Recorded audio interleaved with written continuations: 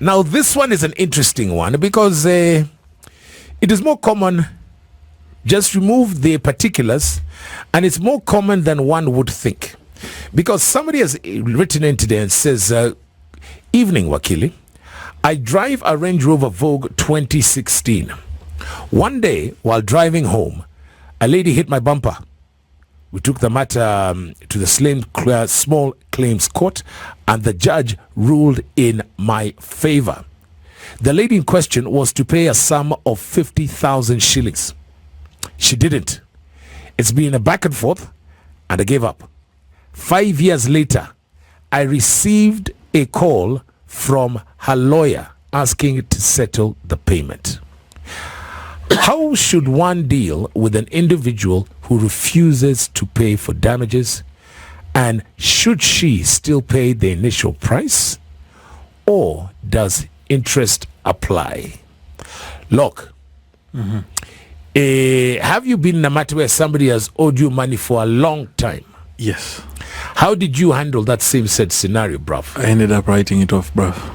It's too much work. Was it small money? No, it was good money. It was around a quarter M. A quarter M, by the way, would be 250,000 shillings. Yeah. Now, very big money for me. I know. Okay. Ngugi is probably wondering, Baba, that's the one that's like entrance to the office. Did you? No. Did you seek legal advice? Yes, I did. And what did Wakili say? He said for us to go to the whole process of getting that money, it's going to cost probably half that amount. At which point, then you have to hope that they will pay. So that would be one of the questions you're going to put to Esquire here, because half the amount is 125k. Yes. So the question you'd ask is, why can't you sue the guy for 375,000? 375, yes. Very good. And then before that, you try cops. Yes. And them, they wanted also same. Yeah, Paid to get paid. Yeah, ili tumpate si utaka for. We know. Now then, there's the third option, and this is where Esquire blocks his ears. Did you try the Jakababa courts? Which? The Ways and Means Committee. Oh. I wasn't private to that by that time. I was still very. Oh, you're still very innocent. Yeah. But now, would you consider the Ways and Means Committee? No. Right now, definitely. You would. In fact, that would be my first option before we. Ways and Means. Yeah. Esquire, are you privy to the Ways and Means committees of this world? No. Very good. It's good that that's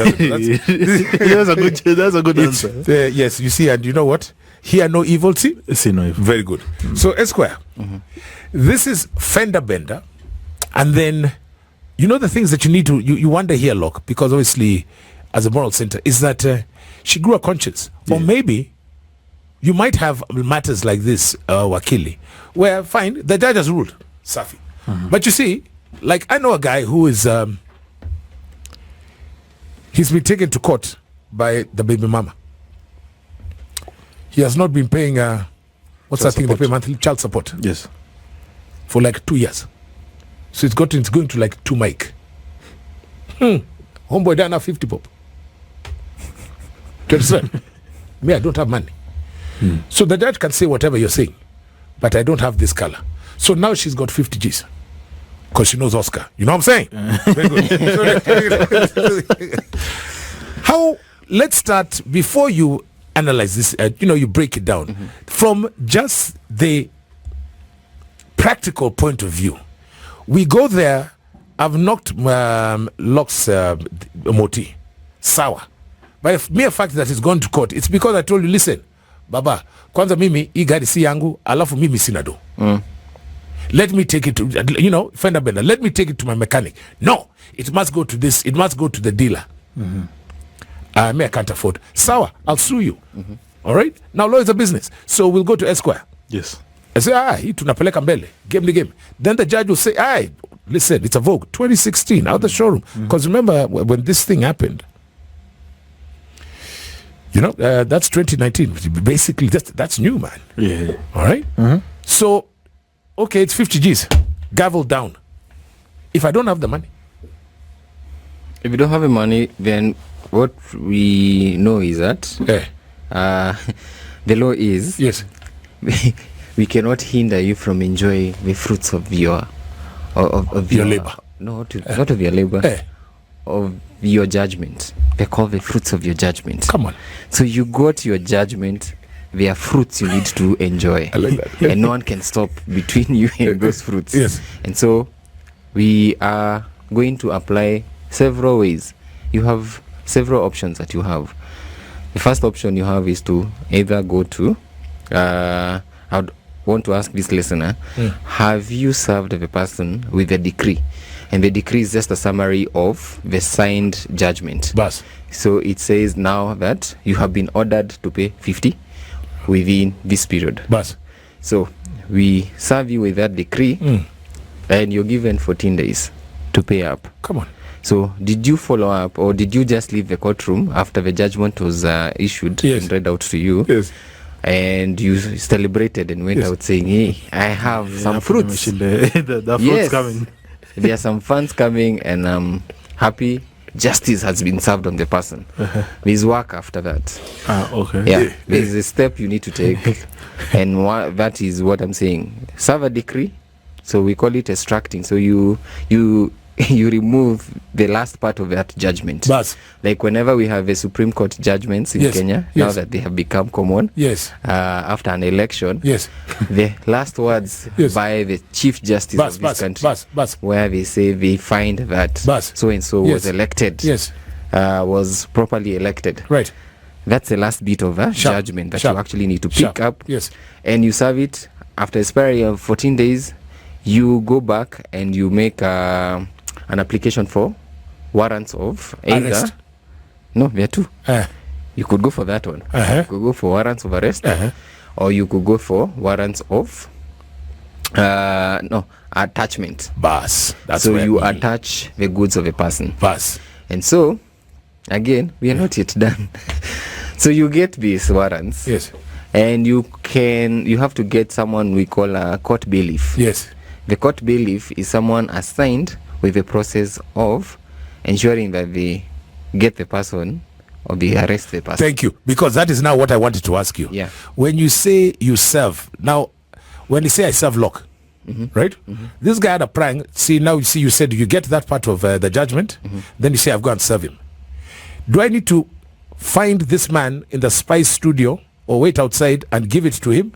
Am I say, lakini I send it WhatsApp? I need to go to his digs? Do I need to serve it to him? I think what I'm asking you. Do I need to serve it to him in person? The procedure, we have a procedure of serve him with a decree.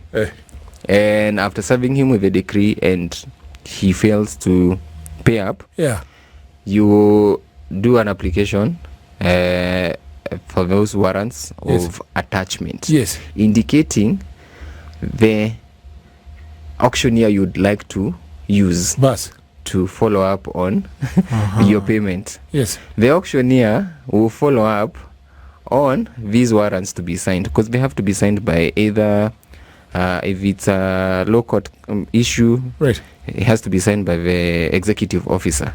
If it's an high court issue, deputy registrar. So follow up now to get these warrants signed. Then he's going to come here, maybe at the studio or at his house or at his office, and do something we call proclamation. Proclaim. So come and find out you owe, Locke owes you 50,000 shillings. He's going to come to you. Come to Locke and find out what asset does he have that they are able to sell. This one, what's 250,000? This one has already, because of inflation and what else? Wear and tear and all that. Probably this one might be 30,000.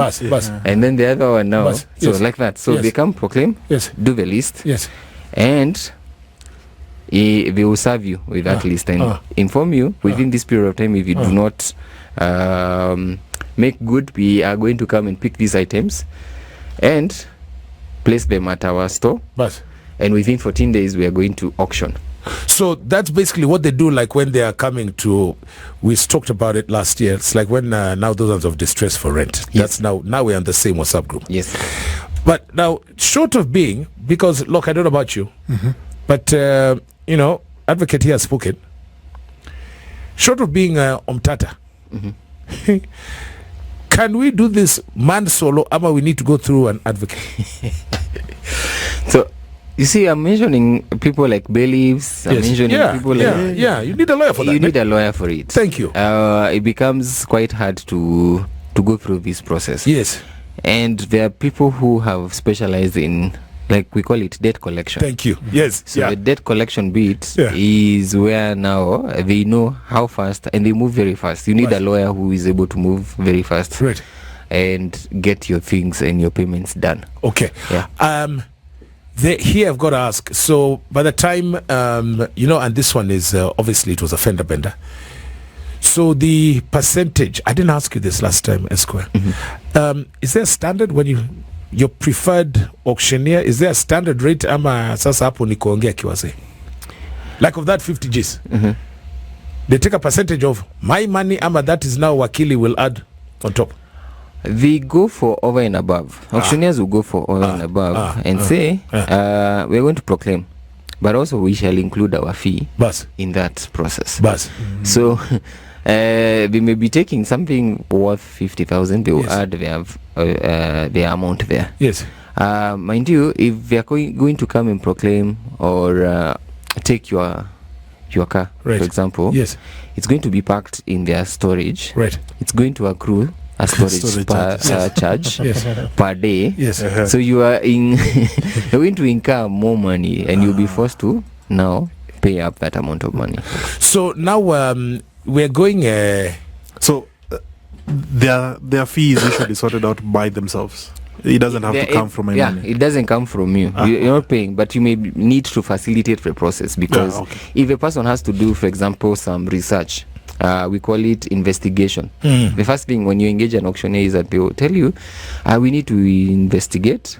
For us to be able to investigate, sometimes, I don't know whether it's legal, but I've heard them say things like, we're able to get your water meter details. Yes, when you say bus. Exactly, so Locke is here, we don't know where he lives, but we know his phone number. They use that. But by the his phone number, they can track you down and know where you reside. You see, now and they will come to your house. You see, that's where I'm going. But see, by then now that gets to the stage of auctioneer.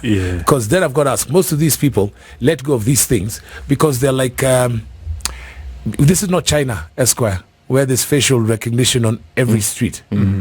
I mean, short of exchanging those details, once we've come to you, Esquire, of course, there was a ruling. But for all intents and purposes, forget out of country.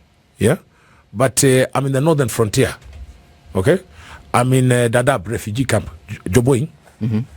Catch me if you can. You see, but then you see now, in a scenario like this, because most people give up the ghost because they waited for Mademoiselle to come back 5 years later.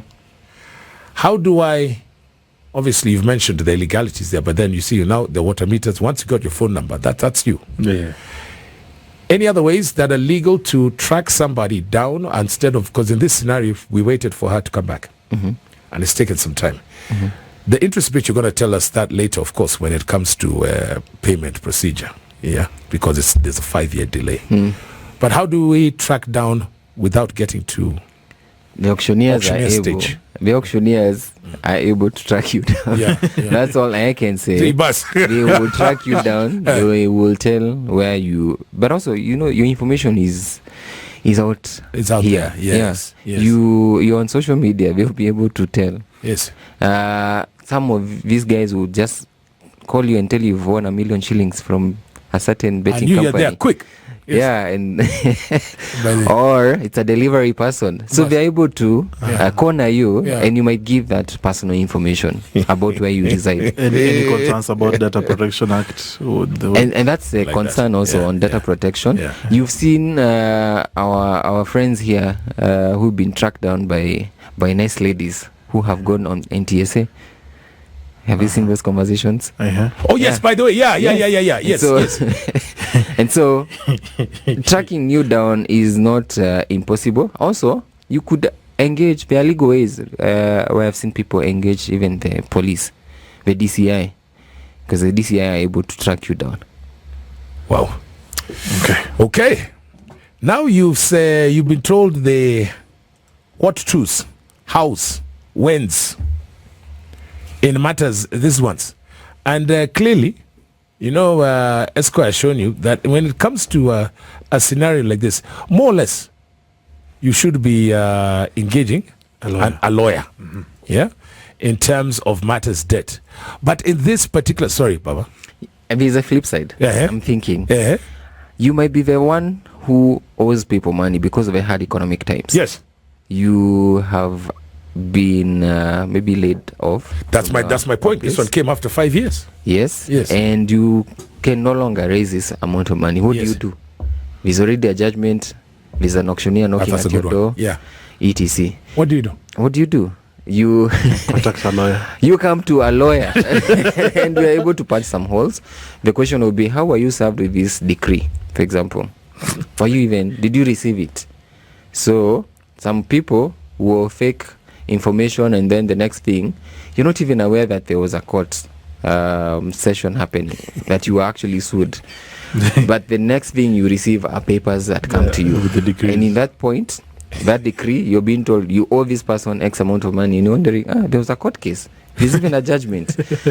What you need to do, the court allows you, because there's a right to be heard. What we call fair hearing requires that either party has to be heard, has to be given an opportunity. So at that point, we can go to court and file an application to stop the auctioneer from either proceeding to attach your assets, and we'll stop that process and ask the court, hey, give me a chance to be heard. And we'll start from the scratch. Allow me to file a defense. Let me now tell you whether this amount is the actual amount or they're actually coming up with their own numbers. So you have a right to be heard when that happens. Other people, because we say the law sometimes is not fair. So you do not have the money. You've gone through the court process. Yes, you were involved. You thought that a certain deal was going to close and you will be able to pay up that amount before the judgment, but it didn't go through. What do? We're able to slow down the process. When you're served with that decree, we will be able to come and file an application to seek the court's indulgence to allow you to have a payment plan. And you can go back to court and say, hey, I can afford 1,000 a month. Yes, I can only afford, and you prove it, because the court will. Because there's something called notice to show cause why we should not proceed to attach your assets. So there's an application that is required to be filed in court before the process is finalized. So if you receive such a notice to show cause, you can go back to court and tell the court, hey, allow me to make a payment, maybe 12 or 10 installments of this amount of money. And the court is going to hear you out. That is justice. I love that. And it is blind. But let me ask you then, Baba. And can you honestly be in a scenario where, like, okay, there you've said, but what about, come on, I'm bankrupt. Can I come to you and tell you, will you ask me to prove that I'm bankrupt, or you'll make it work? Bankruptcy is a different issue. You need to file for bankruptcy. So it's not something you wake up and say, I'm bankrupt. I have no money. Look at my bank statements. No. You need to file a case in the high courts to have a court declare you bankrupt. Yes. If you're a company in the high court. If you're a company, you have to file an insolvency case and tell the court, please declare my company insolvent. It's not able to pay. To appoint administrators to collect money or to come up with a way of settling your debts. But look at Kwach cannot just wake up one Monday morning. Just put their feet on the floor and say, maneno ya fuliza, I'm tired. You can't just declare, you can't just come to you and say, listen, just declare, give me something, and then I'm bankrupt. You have to go to the high court. And meanwhile, hold on, and as you're doing this, you're paying the lawyer. Yes, you. As you declare yourself bankrupt. You're offering a service, we need to pay bills. Listen, hey, when we get back, this is fascinating stuff. When we get back now, how do we settle this particular matter? We'll deal with that, man. Yeah, man. He is advocate Eliud Ngugi is in the studio. Some very nice, mature music. It really took me back to my days, and I can just feel young again and enjoy the vibe. Ah, man, he is doing the Lord's work this and every Tuesday. We call it Legal Tuesday on the court, by the way. And he makes time every Tuesday. He is a partner at Ngugi Buru Advocates. It's the one and only LLM. He's a master right now. He's going for his PhD. 3 years, he tells us. And we believe him. He comes into pro bono.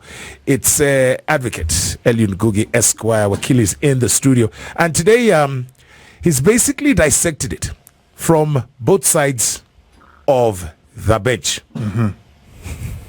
Okay? Rather from both sides of the court. Ne?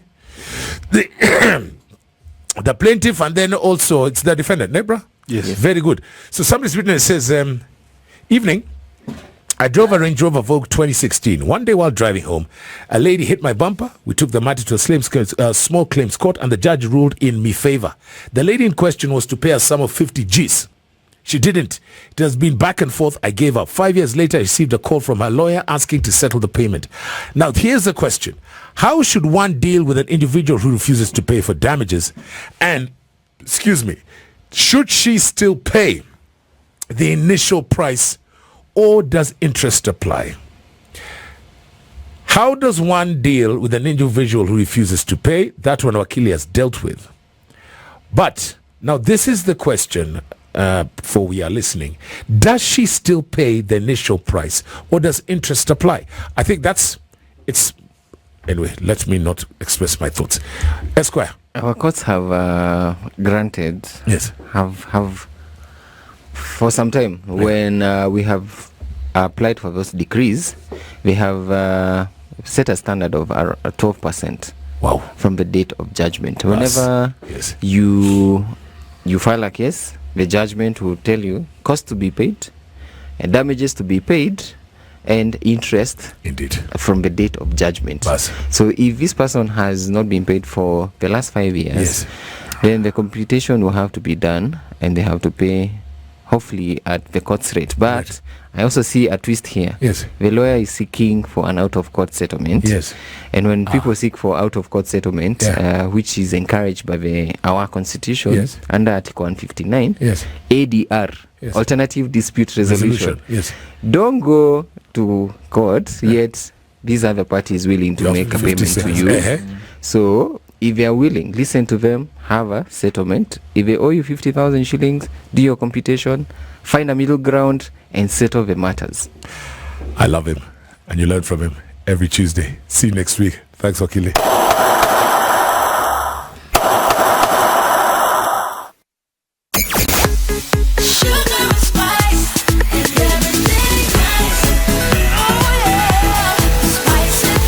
Spice up your life.